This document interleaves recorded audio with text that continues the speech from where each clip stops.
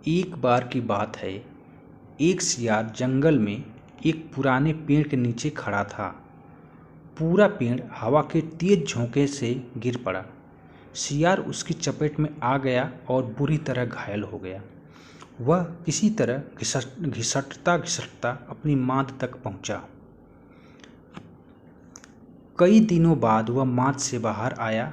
उसे भूख लग रही थी, शरीर कमज़ोर हो गया था। तभी उसे एक खरगोश नजर आया। उसे दबोचने के लिए वह झपटा। सियार कुछ दूर भागकर हाँफने लगा। उसके शरीर में जान ही कहाँ रह गई थी। फिर उसने एक बटेर का पीछा करने की कोशिश की। यहाँ भी वह असफल रहा। हिरण का पीछा करने की तो उसकी हिम्मत भी न हुई। वह खड़ा सोचने लगा। शिकार वह कर नहीं पा रहा था। भूखों मरने की नौबत आई ही समझो। क्या किया जाए।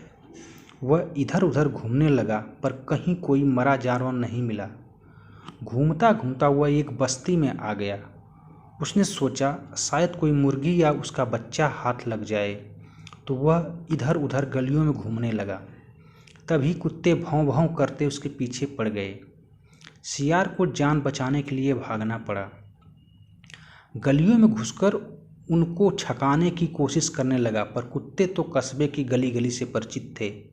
सियार के पीछे पड़े कुत्तों की टोली बढ़ती जा रही थी और सियार के कमज़ोर शरीर का बल समाप्त होता जा रहा था।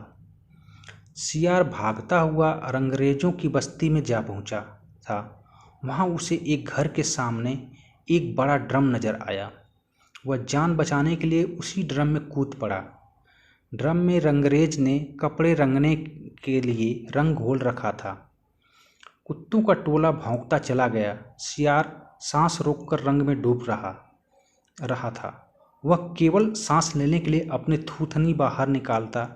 जब उसे पूरा यकीन हो गया कि अब कोई खतरा नहीं है, तो वह बाहर निकला। वह रंग में भीग चुका था। जंगल में पहुंचकर उसने देखा कि उसके शरीर का सारा रंग हरा हो गया है। उस ड्रम में रंगरेज ने हरा रंग घोल रखा था। उसके हरे रंग को जो भी जंगली जीव देखता वह भयभीत हो जाता। उनको खौफ से कांपते देख रंगे सियार के दुष्ट दिमाग में एक योजना आई। रंगे सियार ने डरकर भागते जीवों को आवाज़ दी, भाइयों भागो मत, मेरी बात सुनो। उसकी बात सुनकर सभी भागते जानवर ठिठके। उनके ठिठकने का रंगे सियार ने फायदा उठाया और बोला, देखो देखो मेरा रंग। ऐसा रंग किसी जानवर का धरती पर है नहीं ना। मतलब समझो, भगवान ने मुझे यह खास रंग देकर तुम्हारे पास भेजा है। तुम सब जानवरों को बुला लाओ, मैं भगवान का संदेश सुनाऊं। उसकी बातों का सब पर गहरा प्रभाव पड़ा। वे जाकर जंगल के दूसरे सभी जानवरों को बुलाकर लाए। जब सब आ गए तो रंगा सियार एक ऊंचे पत्थर पर चढ़कर बोला, वन्य प्राणियों, प्रजापति ब्रह्मा ने मुझे खुद अपने हाथों से इस अलौकिक रंग का प्राणी बनाकर कहा कि संसार में जानवरों का कोई शासक नहीं है।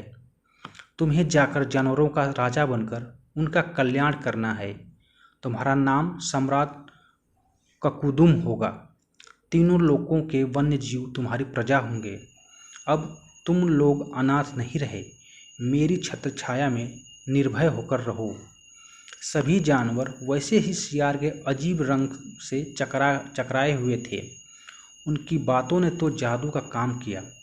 शेर, बाघ व चीते की भी ऊपर की सांस ऊपर और नीचे की सांस नीचे रह गई। उसकी बात काटने की किसी में हिम्मत न हुई। देखते ही देखते सारे जानवर उसके चरणों में लौटने लगे और एक स्वर में बोले, हे ब्रह्मा के दूत, प्राणियों में श्रेष्ठ ककुदुम, हम आपको अपना सम्राट स्वीकार करते हैं। भगवान की इच्छा का पालन करके हमें बड़ी प्रसन्नता होगी। एक बूढ़े हाथी ने कहा, हे सम्राट, अब हमें बताइए कि हमारा क्या कर्तव्य है। रंगा सियार सम्राट की तरफ पंजा उठाकर बोला, तुम्हें अपने सम्राट की खूब सेवा और आदर करना चाहिए। उसे कोई तकलीफ नहीं होनी चाहिए। हमारे खाने पीने का शाही प्रबंध होना चाहिए। शेर ने सिर झुकाकर कहा, महाराज, ऐसा ही होगा। आपकी सेवा करके हमारा जीवन धन्य हो जाएगा। बस सम्राट ककुदुम बने रंगे सियार के शाही ठाठ हो गए। वह राजसी शान से रहने लगा।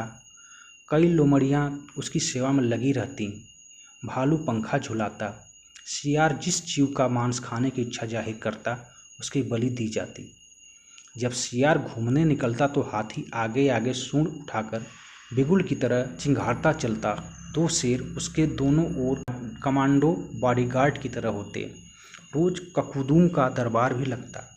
रंगे सियार ने एक चालाकी यह कर दी थी कि सम्राट बनते ही सियारों को शाही आदेश जारी कर उस जंगल से भगा दिया था। उसे अपनी जाति के जीवों द्वारा पहचान लिए जाने का खतरा था। एक दिन सम्राट ककुदुम खूब खा पीकर अपने शाही महल में आराम कर रहा था कि बाहर उजाला देखकर उठा। बाहर आया तो चांदनी रात खिली थी।